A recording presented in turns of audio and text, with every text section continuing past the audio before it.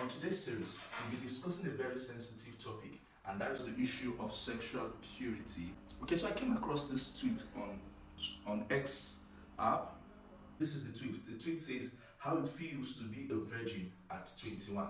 You need to see the tweets beneath this particular post on X app. I'm going to highlight just one tweet because there were numerous tweets actually, but there was this particular tweet that caught my attention. So this person goes on to say, as you can see on the screen, this line caught me, said, "No one declared me as national hero." The truth remains that we're in a depraved generation, we're in a depraved society. However, we must, as believers, put out the standard. We must not sit on the fence on matters like this. In a generation that celebrates sexual immorality, that sexual purity is still God's standard for every young person. That it is popular, that everybody is doing it, does not make it a normal practice. You are not the only one. You know, from the post, it looks as if it's just one person. But the truth is, yes, the number is very few.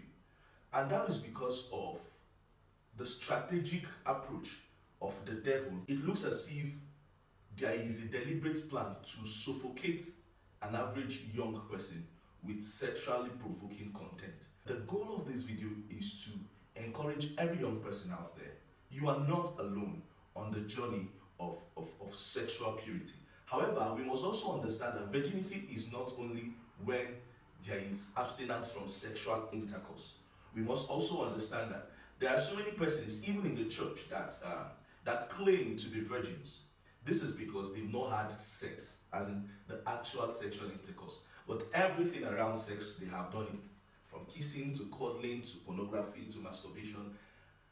And we must understand that the standard of God is not half obedience. The standard of God is complete obedience. Flee from sexual immorality. That's the instruction of the scripture. A lot of things are going on in the church.